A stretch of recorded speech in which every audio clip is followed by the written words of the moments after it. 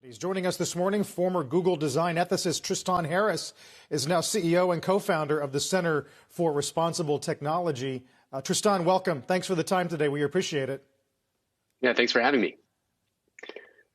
For a hearing that was supposed to be about antitrust, there were a lot of questions about doing business in China, alleged search bias. Did you learn anything? Well, I think what we saw yesterday was a clear recognition that these platforms are the 21st century infrastructure for the world. These are not products that we use. They become fundamentally embedded into our lives. And just like the 20th century was built on the backs of, railroads, roads, cars, the military infrastructure, the 21st century infrastructure of the world is Facebook, Google, Amazon, et cetera. Instead of these accountable institutions like the Chamber of Commerce, which manages small, medium-sized businesses, or the FDA, which manages what's safe and healthy, we have Apple deciding what's a safe and healthy app that goes in their app store. We have Facebook deciding the infrastructure by which 8 million small, medium-sized businesses reach their consumers. And these are not accountable infrastructures. And I think that's what we saw yesterday.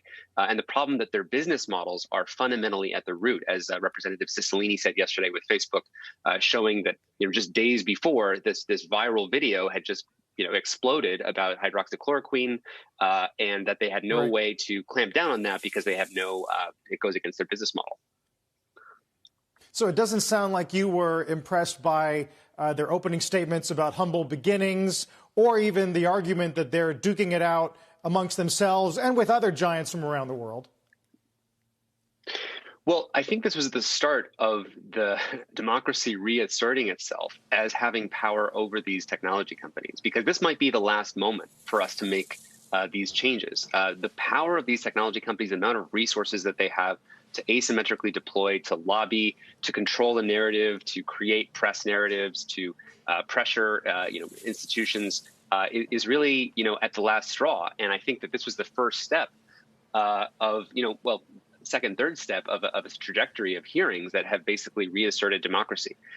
I think the challenge we have to really look at is that these 21st century infrastructures, especially when it comes to Facebook and Google, are not serving national security interests. In the 20th century, when Russia or China try to fly a plane into the physical United States, they're met by the Department of Defense that'll shoot it down. But when we virtualize from the physical infrastructure to the digital infrastructure, Russia or China can fly a plane into the virtual world of Facebook, and instead of being met by a missile, they're met by an algorithm that says, yeah, which zip code do you want to target? Which minority group do you want to activate? It's the dream of our adversaries to have this 21st century infrastructure be so vulnerable for manipulation. And I think this is some of the major issues that I'm really concerned about, is that this is not serving national or Western interests. It's highly vulnerable, and we are only getting accountability after the fact, not preemptively. Those companies, specifically, I guess, Facebook, Mark Zuckerberg, has repeatedly said, essentially, tell us the rules. Tell us how we should filter things, what protocols we should impose. Is that the step you're suggesting here, or what else? Because a lot of the discussion yesterday, as you know, was also about privileging their own kind of companies over competitive ones through their business models. Yeah, obviously one accusation is the amount of runaway power that they have to privilege their own success over others and creating a runaway loop.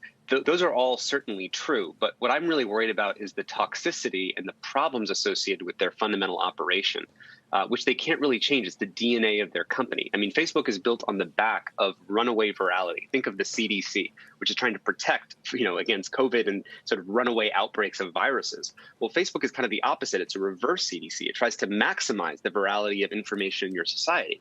So if I'm a foreign adversary, I can basically mass produce outbreaks of misinformation in your society, and Facebook doesn't have all the incentives to stop that from happening. So those are some of the areas where we're really, really concerned.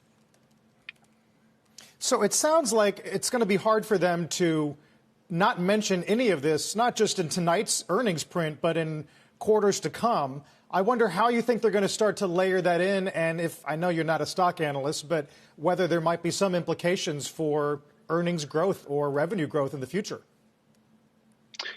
Yeah, well, it was interesting. We were involved in advising the Stop Hate for Profit campaign, which was the advertiser boycott. And that, when it launched, dropped Facebook's stock price by about 8%. But if you notice that, Zuckerberg's response to it was, well, don't worry because the advertisers will be back. They have no other place to go. Where else are they going to advertise? Which actually empowers the argument of antitrust, that they have too much power. There isn't another place to go. If I'm a small, medium-sized business and I want to restart my business after the COVID economy downturn, the best way to do that, I'm sort of giving Facebook talking points, is to reach my customers through Facebook micro-targeting, right? But the problem is that there's no other place to go. And that actually speaks to the amount of power that they have. There has to be other ways for small, medium-sized businesses to be successful than to be given two choices, which is Facebook and Google, to reach their customers. And the fact that they're so harmful and that that's what's inhumane about these platforms is there's no alternative place to go when you see that it's unsafe or toxic for society. The fact that we're given this false choice, you either use something that's toxic for society, toxic for democracy, or we can't use it at all, that's what's inhumane and unsafe about these platforms.